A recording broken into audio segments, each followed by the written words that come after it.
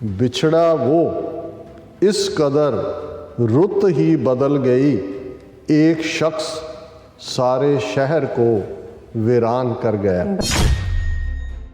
मड़ियां अंदर दीप इकल्ला, लड़दा नाल हनेरे, किरपा गुरदी आन बिराजी, पंथ दे उच्च बनेरे, मन मस्तक परवाज उचेरी, जिराणा थी उड्डे, काली रात कहर दी भारी, लभदी नवें सवेरे।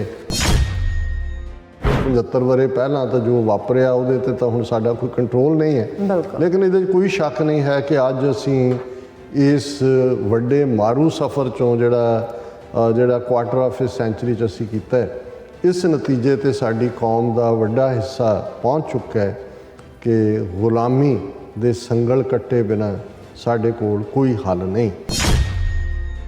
1849 'ਚ ਗਵਾਚੇ ਰਾਜ ਤੋਂ ਬਾਅਦ ਸਿੱਧੇ ਜੇ ਸਿੱਖ ਆਜ਼ਾਦੀ ਦਾ ਕਿਸੇ ਨੇ ਸੰਕਲਪ ਦਿੱਤਾ ਹੈ, ਸਿੱਖ ਕੌਮ ਦੇ ਪ੍ਰਾਈਡ ਦਾ ਸੰਤ ਭਿੰਡਰਾਂਵਾਲੇ ਨੇ। ਜੂਨ 1984 ਨੂੰ ਉਹਨਾਂ ਦੀ ਸ਼ਹਾਦਤ ਹੁੰਦੀ ਹੈ, ਪਰ ਉਸ ਮਿਸ਼ਨ ਨੂੰ ਅਗਲੇ ਲਗਭਗ 10 ਸਾਲ ਕੌਮ ਦੇ ਸਪੁੱਤਰ ਸਪੁੱਤਰੀਆਂ ਨੇ ਆਪਣੇ ਬਹਾਦਰੀ ਦੇ ਜੌਹਰ ਦਿਖਾ ਕੇ 1.5 ਲੱਖ ਤੋਂ ਜ਼ਿਆਦਾ ਸ਼ਹੀਦਾਂ ਨੇ ਆਪਣੇ ਸਰੀਰਾਂ ਦੇ ਨਜ਼ਰਾਨੇ ਭੇਟ ਕਰਕੇ ਉਸ ਨੂੰ ਜਾਰੀ ਰੱਖਿਆ।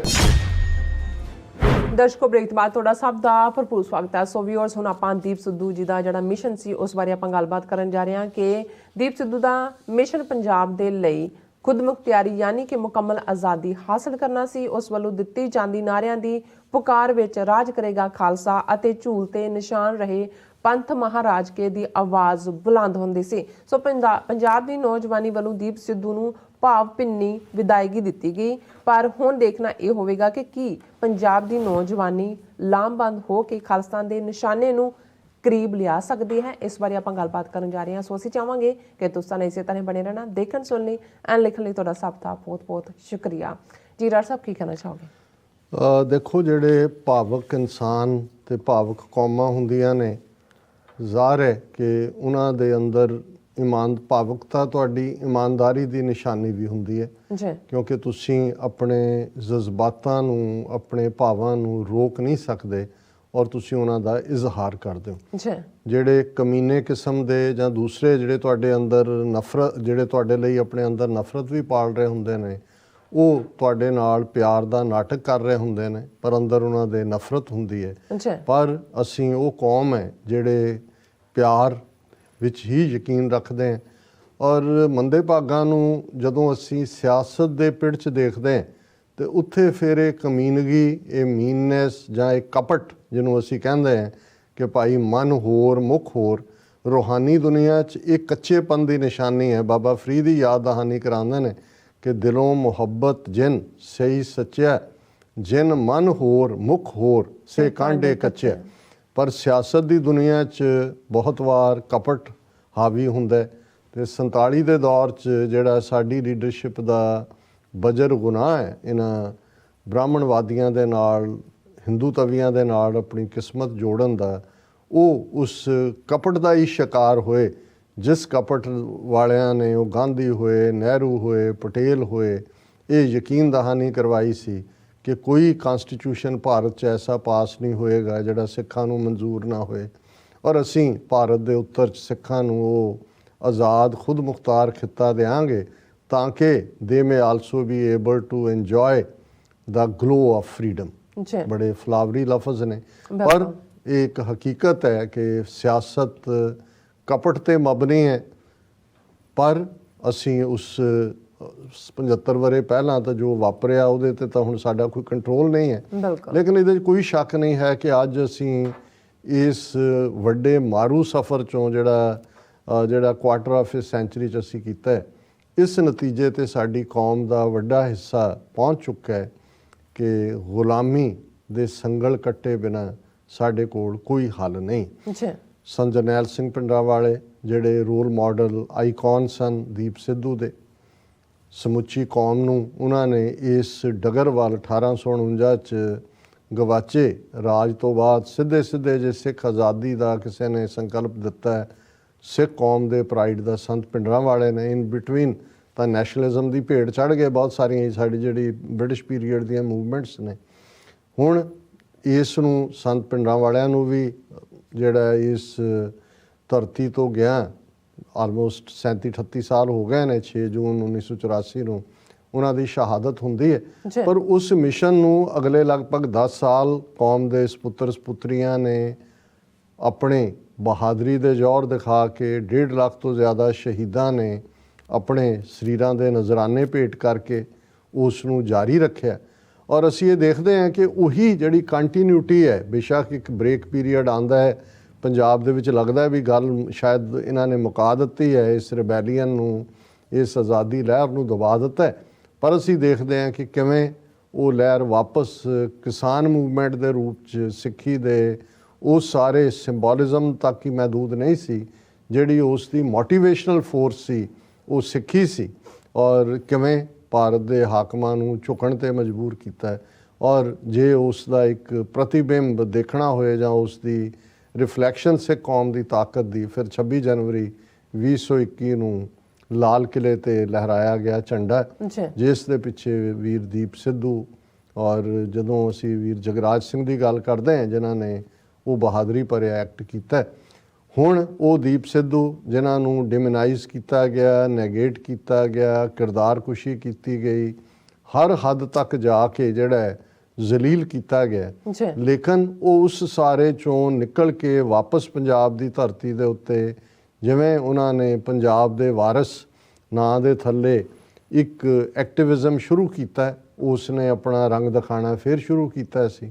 ਔਰ ਅਚਾਨਕ ਦੀਪ ਸਿੱਧੂ ਭਾਰਤੀ ਏਜੰਸੀਆਂ ਦੀ ਉਸ ਕੁਟਲਨੀਤੀ ਜਿਹਦੇ ਥੱਲੇ ਜਿਹੜਾ ਇੱਕ ਵਰਲਡ ਫੇਮਸ ਜਾਂ ਵਰਲਡ ਅਪਰੂਵਡ ਕਾਈਂਡ ਆਫ ਜਿਹੜਾ ਏਜੰਸੀਆਂ ਦਾ ਇੱਕ ਹੱਥਕੰਡਾ ਹੈ ਕਿ ਖਰੀਦਣ ਦੀ ਕੋਸ਼ਿਸ਼ ਕਰੋ, ਜੇ ਨਹੀਂ ਵਿਕਦਾ ਤੇ ਐਲੀਮੀਨੇਟ ਕਰ ਦਿਓ। ਉਹ ਬਹਾਨਾ ਕੀ ਬਣਾਇਆ, ਟਰੱਕ ਮਾਰਿਆ, ਅੱਗੋਂ ਮਾਰਿਆ, ਪਿੱਛੋਂ ਮਾਰਿਆ, ਬ੍ਰੇਕ ਨਹੀਂ ਲੱਗੀ, ਬ੍ਰੇਕ ਲਾ ਦਿੱਤੀ, ਔਰ ਉਹ ਸਾਰਿਆਂ ਨੂੰ ਫਿਰ ਉਸ ਦੀ ਅੱਗੋਂ ਕਿਰਦਾਰਕੁਸ਼ੀ ਕਰੋ। ਜਿਵੇਂ ਦੀਪ ਸਿੱਧੂ ਦੇ ਮਾਮਲੇ 'ਚ ਕਿ ਜੀ ਸ਼ਰਾਬ ਦੀ ਅੱਧੀ ਭਰੀ ਬੋਤਲ ਗੱਡੀ 'ਚੋਂ ਨਿਕਲੀ, ਕੱਲ੍ਹ ਨੂੰ ਪਤਾ ਨਹੀਂ ਹੋਰ ਕੀ ਕੀ ਇਹਨਾਂ ਨੇ ਉਹਦੇ 'ਚੋਂ ਕੱਢਣਾ। ਹੁਣ ਉਹ ਜਿਹੜੀ ਜਿਹੜੀ 3 ਡਾਕਟਰਾਂ ਦੀ ਪੋਸਟਮਾਰਟਮ ਰਿਪੋਰਟ ਇੱਧਰ ਉੱਧਰ, ਉਹ ਤੁਹਾਡਾ ਸਭ ਕੁਝ ਜਦੋਂ ਕਰਵਾਉਣ ਵਾਲੇ ਤੁਸੀਂ ਔਰ ਕਈ ਸਾਡੇ ਆਪਣੇ ਕਮਲੇ ਵੀਰ ਵੀ ਜਿਹੜੇ ਨੇ CBI ਇਨਕੁਆਇਰੀ, CBI, ਉਹ ਮੈਂ ਕਿਹਾ ਮਰਵਾਉਣ ਤੁਸੀਂ ਹੁਣ ਬੱਕਰਾ ਕਹੇਗਾ ਜੀ ਮੇਰੀ ਇਨਕੁਆਇਰੀ, ਮੈਨੂੰ ਕਿਉਂ ਮਾਰਿਆ, ਕਸਾਈ ਕਰੇ ਮੇਰੀ ਇਨਕੁਆਇਰੀ, ਉਹ ਤਾਂ ਉਹਦੇ ਲਈ ਉਹ ਲੋਕ ਜ਼ਿੰਮੇਵਾਰ। ਲੇਕਿਨ ਜਿਹੜੀ ਗੱਲ ਤੁਸੀਂ ਕਿਹਾ ਕਿ ਭਾਈ ਅਸੀਂ ਹੁਣ ਇਹ ਦੇਖਣਾ ਹੈ ਕਿ ਵੀ ਜਜ਼ਬਾਤਾਂ ਦਾ ਇੱਕ ਹੜ੍ਹ ਆਇਆ, ਜਵਾਨੀ ਖਲੋਤੀ, ਕੋਈ ਜਿਹੜਾ ਇਸ ਬਾਰੇ ਦੋ ਰਾਵਾਂ ਨਹੀਂ ਨੇ। ਪਰ ਜਿਹੜਾ ਹੁਣ ਸਵਾਲ ਹੈ ਕਿ ਕੀ ਇਹ ਜਿਹੜਾ ਜਜ਼ਬਾਤੀ ਉਲਾਰ ਹੈ, ਜਜ਼ਬਾਤਾਂ ਦਾ ਹੜ੍ਹ ਹੈ, ਜਜ਼ਬਾਤਾਂ ਦੀਆਂ ਪਿਆਰ ਸ਼ਰਧਾਂਜਲੀਆਂ ਨੇ, ਕੀ ਇਹਨੂੰ ਪੋਲੀਟੀਕਲ ਈਡੀਐਮ ਦੇ ਵਿੱਚ ਜਿਹੜਾ ਈਡੀਐਮ ਦੀਪ ਸਿੱਧੂ ਦਾ ਜਾਂ ਜਿਹੜਾ ਸਾਡਾ 1.5 ਲੱਖ ਤੋਂ ਜ਼ਿਆਦਾ ਕੌਮ ਦੇ ਸ਼ਹੀਦ ਸਿੰਘਾਂ ਸਿੰਘਣੀਆਂ ਦਾ ਖਾਲਿਸਤਾਨ ਦੀ ਪ੍ਰਾਪਤੀ ਦਾ ਸਫ਼ਰ ਹੈ, ਕੀ ਇਹਨੂੰ ਸਾਡੀ ਜਵਾਨੀ ਜਥੇਬੰਦ ਹੋ ਕੇ, ਲਾਮਬੰਦ ਹੋ ਕੇ ਉਸ ਵਿੱਚ ਕਨਵਰਟ ਕਰ ਸਕੇਗੀ? ਇਹ ਵੱਡਾ ਸਵਾਲ ਹੈ। ਮੈਂ ਸਮਝਦਾ ਬੇਸ਼ੱਕ ਕੁਸ਼ਕ ਦੇ ਲਈ ਇਮੀਡੀਏਟ ਚੋਣਾਂ ਦੀ ਗੱਲ ਜ਼ਿਆਦਾ ਅਹਿਮੀਅਤ ਰੱਖਦੀ ਹੈ, ਅਸੀਂ ਵੀ ਉਹਦਾ ਜ਼ਿਕਰ ਕਰਦੇ ਹਾਂ ਕੀਤਾ, ਪਰ ਮੈਂ ਸਮਝਦਾ ਹਾਂ ਵੀ ਇਹ ਸਾਨੂੰ ਜਿਸ ਦੁਸ਼ਮਣ ਦੇ ਨਾਲ ਸਾਡਾ ਵਾਹ ਹੈ, ਜਿਹੜਾ ਜ਼ਾਲਮ, ਮੱਕਾਰ, ਕਮੀਨਾ, ਉਸ ਲੈਵਲ ਤੱਕ ਔਰ ਹਥਿਆਰਾ ਉਹਨਾਂ ਨੇ ਕਿਵੇਂ ਦੀਆਂ ਉਹ ਨੀਤੀਆਂ ਅਪਣਾਉਂਦੇ ਨੇ।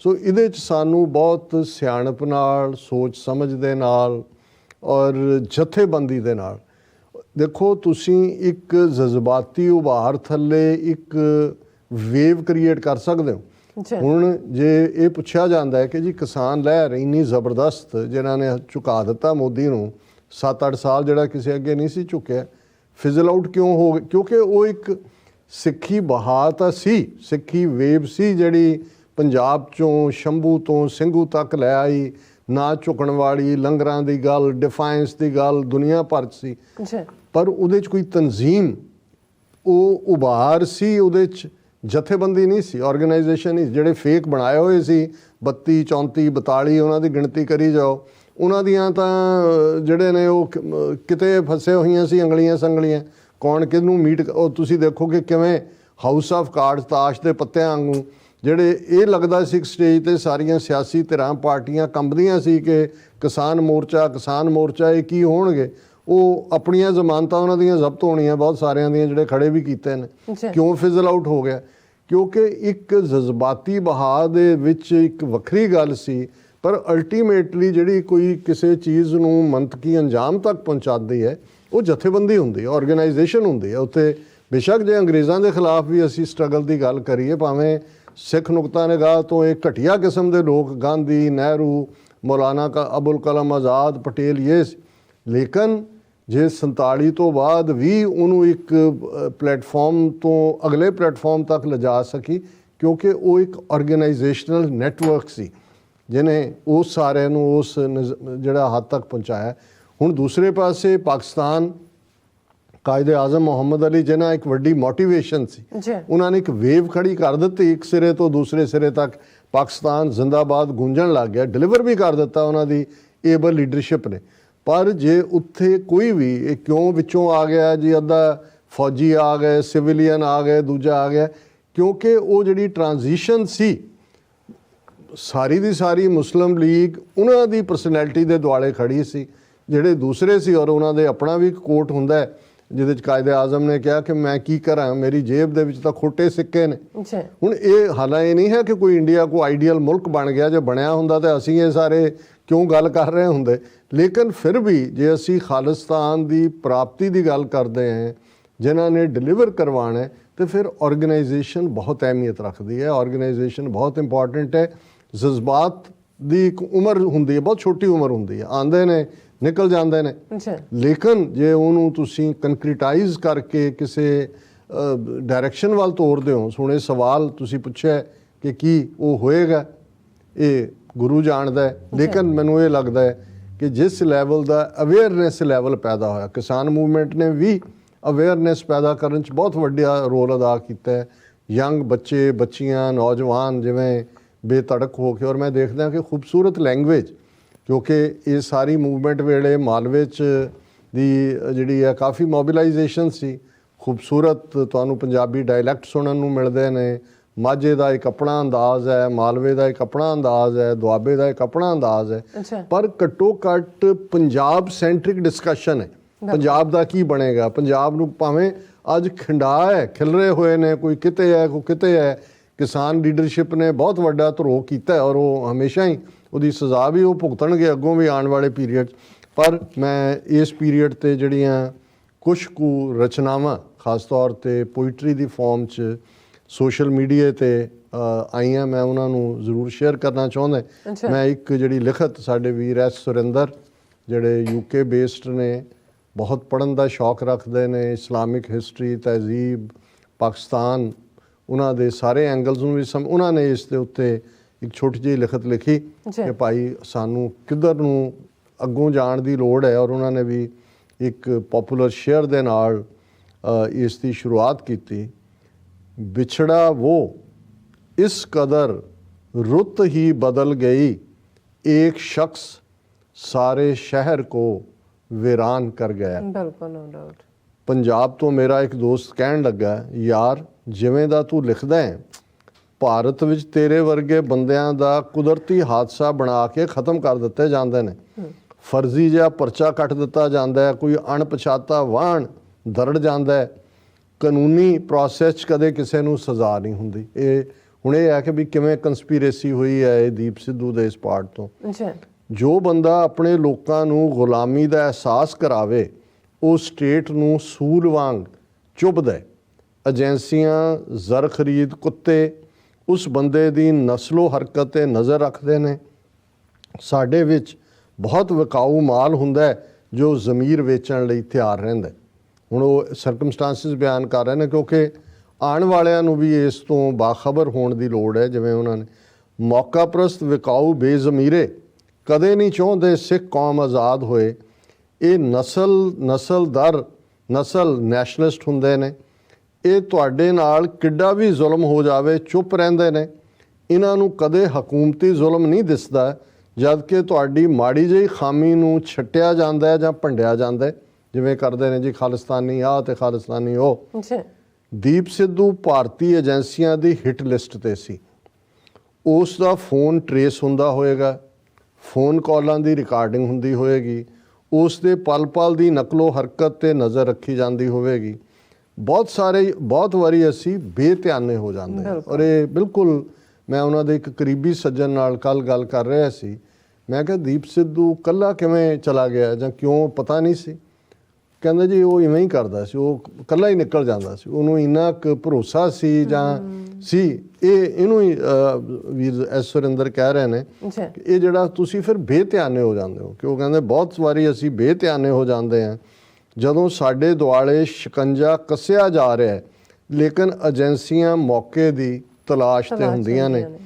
ਸਾਡੇ ਵਿੱਚੋਂ ਬਹੁਤੇ ਬੰਦੇ ਇਹ ਸੋਚਦੇ ਨੇ ਕਿ ਭਾਰਤੀ ਏਜੰਸੀਆਂ ਭਾਰਤ ਵਿੱਚ ਹੀ ਬੰਦੇ ਖਤਮ ਕਰਦੀਆਂ ਹਨ, ਜਦ ਕਿ ਭਾਰਤੀ ਏਜੰਸੀਆਂ ਵਿਦੇਸ਼ਾਂ ਵਿੱਚ ਵੀ ਸਰਗਰਮ ਹਨ।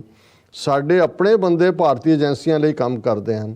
ਉਹ ਤੁਹਾਡੀਆਂ ਸਰਗਰਮੀਆਂ, ਤੁਹਾਡੀ ਸੋਚ, ਗੁਫ਼ਤਗੂ ਤੇ ਨਜ਼ਰ ਰੱਖਦੇ ਹਨ।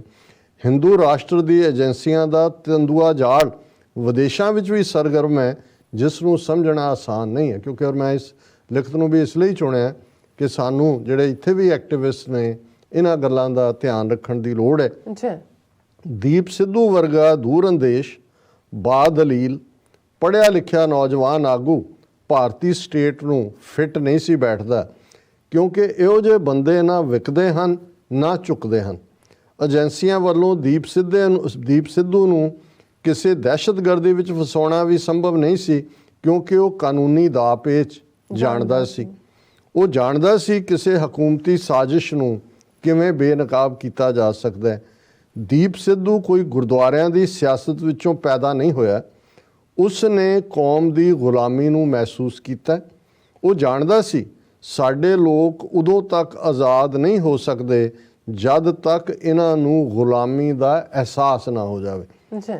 ਦੁਨੀਆ ਵਿੱਚੋਂ ਚਲੇ ਸਭ ਨੇ ਜਾਣਾ, ਲੇਕਿਨ ਜਾਣ ਵਿੱਚ ਫਰਕ ਹੁੰਦਾ ਹੈ। ਦੀਪ ਸਿੱਧੂ ਨੇ ਆਪਣੀ 2 ਸਾਲ ਦੀ ਜਦੋਜਹਿਦ ਵਿੱਚ ਕੌਮ ਨੂੰ ਗਫਲਤ ਦੀ ਨੀਂਦੋਂ ਜਗਾਉਣ ਵਿੱਚ ਕੋਈ ਕਸਰ ਬਾਕੀ ਨਹੀਂ ਰਹਿਣ ਦਿੱਤੀ। ਇਸੇ ਤਰ੍ਹਾਂ ਇੱਕ ਹੋਰ ਵੀਰ ਜਿਨ੍ਹਾਂ ਨੇ ਅਲਵਿਦਾ ਦੀਪ ਦੇ ਨਾਂ ਥੱਲੇ ਲਿਖਿਆ, ਔਰ ਉਹਨਾਂ ਨੇ ਅੱਜ ਦੀ ਜਿਹੜੀ ਗੈਦਰਿੰਗ ਸੀ ਉਹਨਾਂ ਦੀ ਕ੍ਰਿਮੇਸ਼ਨ ਦੇ ਵੇਲੇ ਉਸ ਦੇ ਉੱਤੇ ਕਿਹਾ, ਸ਼ਹੀਦ ਜੁਗਰਾਜ ਸਿੰਘ ਤੂਫਾਨ ਦੇ ਭੋਗ ਤੇ ਕਿੰਨਾ ਜ਼ਿਆਦਾ ਇਕੱਠ ਸੀ ਇਸ ਦੇ ਬਾਰੇ ਸੁਣਿਆ ਕਰਦੇ ਸੀ, ਪਰ ਆਪਣੀ ਹੋਸ਼ 'ਚ ਅੱਜ ਜਿੰਨਾ ਇਕੱਠ ਕਦੇ ਨਹੀਂ ਦੇਖਿਆ। ਇਹ ਸਾਰਾ ਯੂਥ ਤੇ ਹੋਰ ਸੰਗਤ ਜਿਸ ਨੂੰ ਅੱਜ ਹੀ ਦਿਨੇ ਜਾਂ ਦੁਪਹਿਰਾ ਪਤਾ ਲੱਗਿਆ ਸੀ ਕਿ ਦੀਪ ਸਿੱਧੂ ਵੀਰ ਦਾ ਸੰਸਕਾਰ ਅੱਜ ਹੈ, ਫਿਰ ਵੀ ਸੰਗਤ ਬਹੁਤ ਜ਼ਿਆਦਾ ਗਿਣਤੀ 'ਚ ਪਹੁੰਚੀ। ਜਦੋਂ ਤੱਕ ਵੀਰ ਦੀਆਂ ਅੰਤਮ ਰਸਮਾਂ ਮੁਕੰਮਲ ਹੋਈਆਂ, ਉਦੋਂ ਤੱਕ ਲਗਾਤਾਰ ਖਾਲਿਸਤਾਨ ਜ਼ਿੰਦਾਬਾਦ ਦੇ ਨਾਅਰੇ ਲੱਗਦੇ ਰਹੇ। ਦੀਪ ਤੇਰੀ ਸੋਚ ਤੇ ਪਹਿਰਾ ਦਿਆਂਗੇ ਠੋਕੇ ਦੀਆਂ ਆਵਾਜ਼ਾਂ ਗੂੰਜਦੀਆਂ ਰਹੀਆਂ। ਇਹ ਨਾਅਰੇ ਲਗਾਉਣ ਵਾਲੇ ਉਹ ਲੋਕ ਵੀ ਸੀ ਜਿਹੜੇ ਆਪਣੇ ਘਰਾਂ ਦੀਆਂ ਛੱਤਾਂ ਤੇ ਖੜੇ ਸੀ, ਬੂਹਿਆਂ 'ਚ ਖੜੇ ਸੀ, ਆਪਣੇ ਘਰਾਂ ਦੇ ਬਾਹਰ ਖੜੀਆਂ ਔਰਤਾਂ ਨੂੰ ਭੁੱਬਾਂ ਮਾਰ ਕੇ ਰੋਂਦਿਆਂ ਵੇਖਿਆ। ਸ਼ਮਸ਼ਾਨ ਘਾਟ ਦੇ ਅੰਦਰ ਪੈਰ ਰੱਖਣ ਨੂੰ ਥਾਂ ਨਹੀਂ ਸੀ। ਲੋਕ ਕੰਧਾਂ ਉੱਪਰ ਖੜੇ ਸੀ, ਦਰਖਤਾਂ ਉੱਪਰ ਚੜ੍ਹੇ ਹੋਏ ਸੀ ਤੇ ਹਰ ਸਮੇਂ ਲੋਕਾਂ ਦੇ ਹੱਥਾਂ 'ਚ ਫੜੇ ਕੇਸਰੀ ਨਿਸ਼ਾਨ ਝੂਲਦੇ ਰਹੇ। ਮੈਂ ਉੱਥੇ ਖੜੇ ਨੇ ਦੀਪ ਬਾਰੇ ਲੋਕਾਂ ਦੇ ਮੂੰਹੋਂ ਸੁਣਿਆ। ਦੀਪ ਫਿਲਮ 'ਚ ਇੱਕ ਗੈਸਟ ਕਿਰਦਾਰ ਵਾਂਗ ਆਇਆ ਤੇ ਇਕੱਲਾ ਹੀ ਸਾਰੀਆਂ ਤਾੜੀਆਂ ਬਟੋਰ ਕੇ ਲੈ ਗਿਆ। ਦੀਪ ਦੀ ਪ੍ਰਸਿੱਧੀ ਹਰੇਕ ਦਿਨ ਦੇ ਨਾਲ ਵੱਧ ਰਹੀ ਸੀ ਤੇ ਅੱਜ ਉਸ ਦੀ ਮੌਤ ਤੇ ਉਸ ਨੂੰ ਮਿਲੀ ਇੰਨੀ ਤਕੜੀ ਵਿਦਾਈ ਦੱਸਦੀ ਹੈ ਕਿ ਉਸ ਨੇ ਕੀ ਕੁਛ ਹਾਸਲ ਕੀਤਾ ਹੈ। ਅਜੇ ਤਾਂ ਉਸ ਨੂੰ ਇੱਕ ਪਲੇਟਫਾਰਮ ਹਾਸਲ ਹੋਣਾ ਸੀ, ਬਿਨਾਂ ਕਿਸੇ ਵੱਡੇ ਪਲੇਟਫਾਰਮ ਦੇ। ਜਿਵੇਂ ਉਸਨੇ ਆਪਣਾ ਨਾਮ ਬਣਾਇਆ ਤੇ ਪਿਆਰ ਕਮਾਇਆ, ਉਹ ਕਿਸੇ ਵਿਰਲੇ ਨੂੰ ਹੀ ਹਾਸਲ ਹੁੰਦਾ ਹੈ। ਇਹ ਸਰਦਾਰ ਹਰਪਾਲ ਸਿੰਘ ਹੋਰਾਂ ਦੀ ਲਿਖਤ ਹੈ। ਔਰ ਵੀਰ ਪ੍ਰਭ ਸ਼ਰਨਬੀਰ ਸਿੰਘ ਜਿਹੜੇ ਪ੍ਰੋਫੈਸਰ ਨੇ, ਕੈਨੇਡਾ ਬੇਸਡ ਨੇ, ਉਹਨਾਂ ਦੀ ਲਿਖਤ ਤਾਂ ਮੈਂ ਨਹੀਂ ਪੜ੍ਹ ਸਕਾਂਗਾ। ਉਹਦੇ 'ਚ ਵੀ ਬਹੁਤ ਰਹੱਸ, ਡੂੰਘਾਈ ਔਰ ਹੈ, ਲੇਕਿਨ 2 ਉਹਨਾਂ ਦੇ ਕਪਲੇਟ ਉਹ ਬਹੁਤ ਖੂਬਸੂਰਤ ਸ਼ਾਇਰੀ ਵੀ ਕਰਦੇ ਨੇ। ਔਰ ਪਹਿਲੀ ਵਾਰ ਘੱਲੂਘਾਰਾ 84 ਦੇ ਵਿੱਚ ਮੈਂ ਉਹਨਾਂ ਦੀਆਂ ਨਜ਼ਮਾਂ ਦੇਖੀਆਂ। ਉਹਨਾਂ ਦੇ ਅੰਦਰ ਜਿਵੇਂ ਪ੍ਰੋਫੈਸਰ ਹਰਿੰਦਰ ਸਿੰਘ ਮਹਿਬੂਬ ਦੀਆਂ ਲਿਖਤਾਂ ਦੀ ਇੱਕ ਡੈਪਥ ਹੈ। ਉਹਨਾਂ ਦੇ 2 ਜਿਹੜੀਆਂ ਮੈਂ ਇਸ ਦੇ ਉੱਤੇ ਉਹਨਾਂ ਨੇ 2 ਲਿਖੇ ਨੇ। ਮੜੀਆਂ ਅੰਦਰ ਦੀਪ ਇਕੱਲਾ, ਲੜਦਾ ਨਾਲ ਹਨੇਰੇ। ਮੜੀਆਂ ਅੰਦਰ ਦੀਪ ਇਕੱਲਾ, ਲੜਦਾ ਨਾਲ ਹਨੇਰੇ, ਕਿਰਪਾ ਗੁਰੂ ਦੀ ਕਿਰਪਾ ਗੁਰ ਦੀ ਆਨ ਬਿਰਾਜੀ ਪੰਥ ਦੇ ਉੱਚ ਬਨੇਰੇ ਮਨ ਮਸਤਕ ਪਰਵਾਜ਼ ਉਚੇਰੀ ਜਿਰਾਣਾ ਥੀ ਉੱਡੇ ਕਾਲੀ ਰਾਤ ਕਹਿਰ ਦੀ ਭਾਰੀ ਲੱਭਦੀ ਨਵੀਂ ਸਵੇਰੇ ਮੜੀਆਂ ਅੰਦਰ ਦੀਪ ਇਕੱਲਾ ਲੜਦਾ ਨਾਲ ਹਨੇਰੇ ਕਿਰਪਾ ਗੁਰ ਦੀ ਆਨ ਬਿਰਾਜੀ ਪੰਥ ਦੇ ਉੱਚ ਬਨੇਰੇ ਮਨ ਮਸਤਕ ਪਰਵਾਜ਼ ਉਚੇਰੀ ਜਿਰਾਣਾ ਥੀ ਉੱਡੇ ਕਾਲੀ ਰਾਤ ਕਹਿਰ ਦੀ ਭਾਰੀ ਲੱਭਦੀ ਨਵੇਂ ਸਵੇਰੇ। ਤੇ ਦੂਸਰਾ ਉਹਨਾਂ ਦਾ ਹੈ, ਮਾਏ ਨੀ ਇੱਕ ਤਾਰਾ ਟੁੱਟਿਆ ਦਿਲ ਮੇਰੇ ਵੱਲ ਆਉਂਦਾ। ਮਾਏ ਨੀ ਇੱਕ ਤਾਰਾ ਟੁੱਟਿਆ ਦਿਲ ਮੇਰੇ ਵੱਲ ਆਉਂਦਾ ਹੰਝੂਆਂ ਦਾ ਹੜ ਨੈਣਾ ਅੰਦਰ ਅਣਖ ਦੇ ਦੀਪ ਜਗਾਉਂਦਾ ਦਿਲ ਮੇਰੇ ਦੇ ਸੁੰਝੇ ਖੂੰਝੇ ਜਗ ਪਈ ਲੋ ਅਗੰਮੀ ਚਿਖਾ ਦਾ ਭਾਂਬੜ ਵੇਖ ਕਿਵੇਂ ਅੱਜ ਨਵੇਂ ਹੀ ਨਕਸ਼ੇ ਵਾਹੁੰਦਾ। ਮਾਏ ਨੀ ਇੱਕ ਤਾਰਾ ਟੁੱਟਿਆ ਦਿਲ ਮੇਰੇ ਵੱਲ ਆਉਂਦਾ ਹੰਝੂਆਂ ਦਾ ਹੜ ਨੈਣਾ ਅੰਦਰ ਅਣਖ ਦੇ ਦੀਪ ਜਗਾਉਂਦਾ ਦਿਲ ਮੇਰੇ ਦੇ ਸੁੰਝੇ ਖੂੰਝੇ ਜਗ ਪਈ ਲੋ ਅਗੰਮੀ ਚਿਖਾ ਦਾ ਭਾਂਬੜ ਵੇਖ ਕਿਵੇਂ ਅੱਜ ਨਵੇਂ ਹੀ ਨਕਸ਼ੇ ਵਾਹੁੰਦਾ। ਜੀ ਡਾਕਟਰ ਸਾਹਿਬ ਤੁਹਾਡਾ ਬਹੁਤ ਬਹੁਤ ਸ਼ੁਕਰੀਆ। ਸੋ ਇੱਥੇ ਲੈਣੇ ਆ ਬ੍ਰੇਕ। ਵਿਊਅਰਸ ਤੁਸੀਂ ਇਸੇ ਤਰ੍ਹਾਂ ਬਣੇ ਰਹਿਣਾ। ਮਿਲਦੇ ਹਾਂ ਛੋਟੇ ਜਿਹੇ ਵਕਫੇ ਤੋਂ ਬਾਅਦ।